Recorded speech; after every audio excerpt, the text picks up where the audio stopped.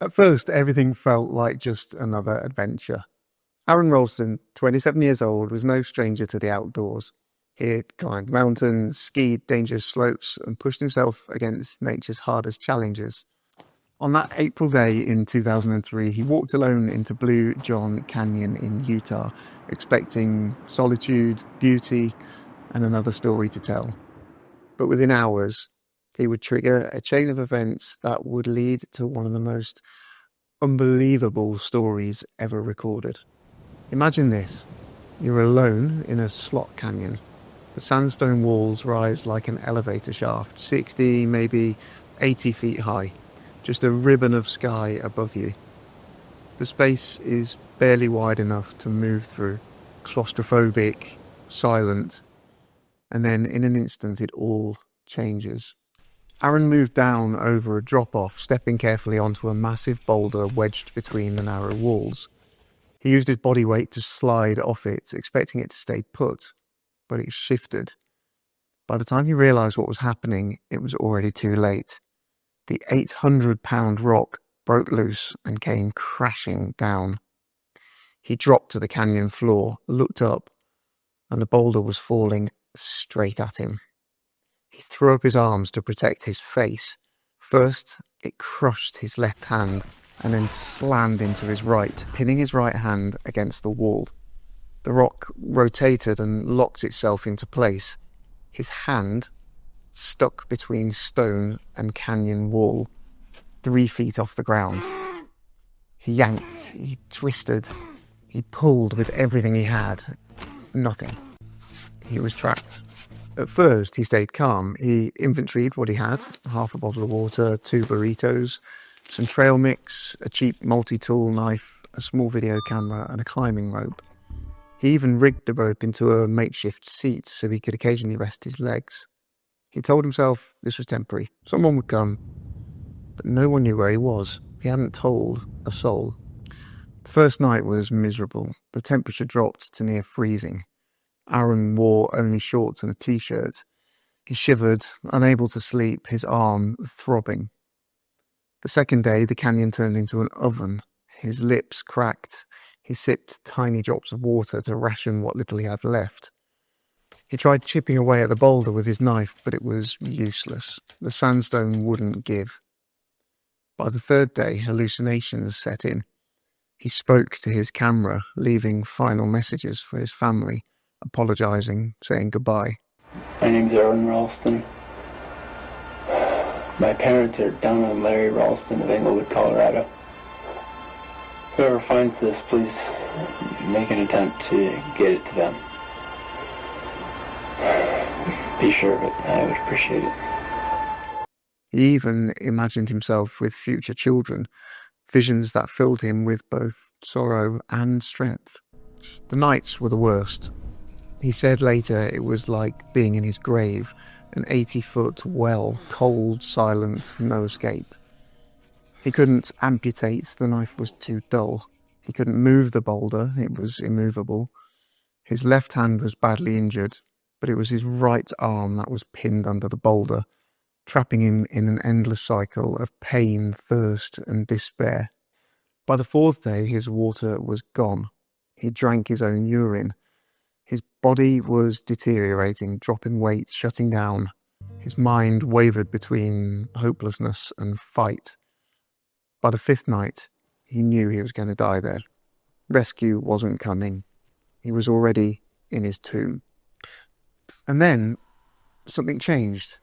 He later called it an epiphany, maybe divine, a gift that came exactly when he needed it. On the morning of the sixth day, he realised he couldn't cut through bone, but he didn't need to. If he could break the bones first, the knife could cut through the rest. At that same moment, though he didn't know it, rescuers had just found his truck 8 miles away and were launching a search operation. The timing was eerie. He felt it. He described it later as if an idea had arrived 6 days late, but at the perfect moment. He braced his body, forcing his trapped arm against the leverage of the rock. Crack! The radius bone snapped. He shifted, applied pressure again. Crack! The ulna gave way. The pain was beyond imaginable, but in that agony was hope. With bones broken, he pulled out his multi-tool. The blade was dull, but it didn't matter. He sliced through skin, muscle, and tendon, using the pliers to tear where the blade couldn't. He tied off arteries with makeshift tourniquets from his gear, and then he was free. The horror everyone imagines, that moment of cutting, was, to Aaron, the most beautiful thing that had ever happened to him. He described it as pure euphoria, the greatest joy of his life. For the first time in nearly a week, he wasn't trapped, he was alive. But his fight wasn't over. He staggered, bleeding down through the canyon. Every step sent waves of pain shooting through his body. Blood soaked his clothes, his skin was scorched from the desert sun, and he was dangerously dehydrated. With only one arm, he faced obstacles that would have challenged a climber at full strength.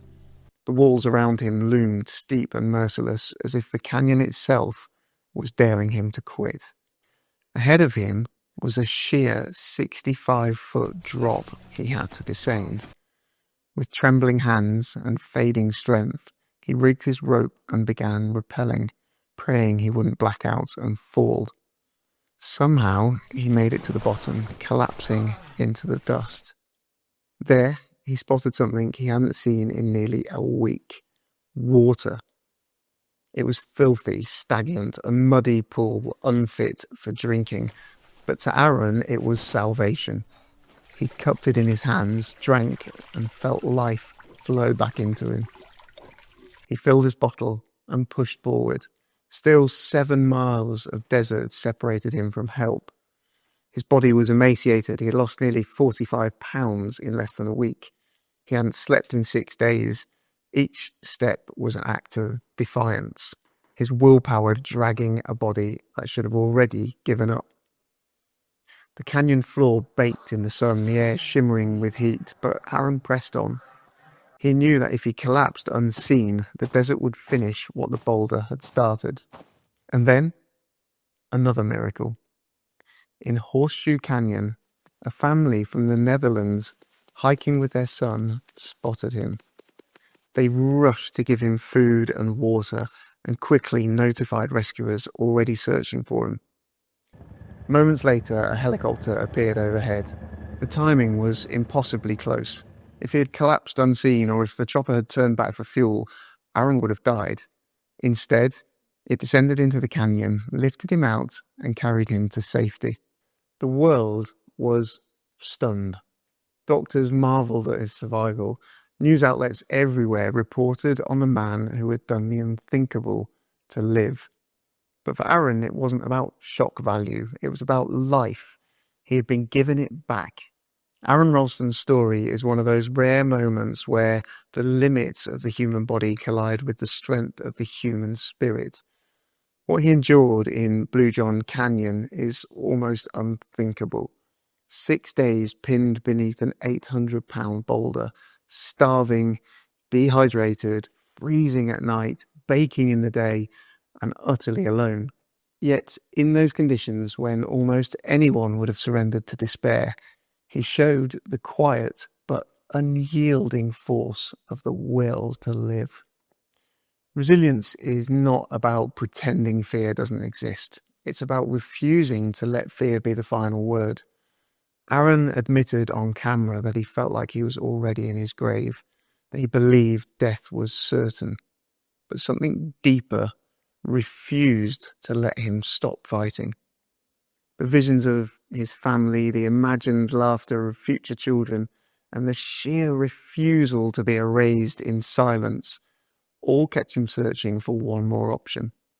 When the epiphany came that he could snap his bones and cut himself free, it was not simply a flash of ingenuity, it was the culmination of 6 days of relentless inner struggle against hopelessness. The human spirit is not neat or pretty. Later on Ellen DeGeneres' show, he recounted the details, the crushing of both hands, the claustrophobic canyon, the nights of 37-degree cold in shorts and a t-shirt, the epiphany that led him to break his bones, and the euphoria of the amputation. He even laughed about his prosthetics, joking that his new hand never got cold. He could dip it in boiling water, and the only thing he couldn't do was clap. Ellen teased him about turning it into a Swiss Army hand with attachments. Aaron laughed along, his humour as inspiring as his survival. He said the experience gave him a 6-day session with himself about what really matters: spirituality, family, friends. Career and money faded into the background. He realised that life's true priorities had always been higher than ambition or wealth, and he lived by that clarity from then on. Aaron wrote Between a Rock and a Hard Place, a New York Times bestseller that laid out his entire ordeal. In 2010, director Danny Boyle turned this story into the Oscar-nominated film 127 Hours, with James Franco portraying Aaron. The movie brought his story to millions worldwide. But the story didn't end there. Aaron went back to the mountains. He skied, climbed, kayaked, biked, and lived life fully. With adaptive prosthetics, he even found advantages. His new hand could grip ice tools, ski poles, kayak paddles. He smiled as he said it could even handle boiling pots without flinching. He joked about missing a beer koozie attachment, but he never missed his spirit. If you enjoyed this story and want more just like it, don't forget to like this video, subscribe, and turn on notifications so you never miss the next one.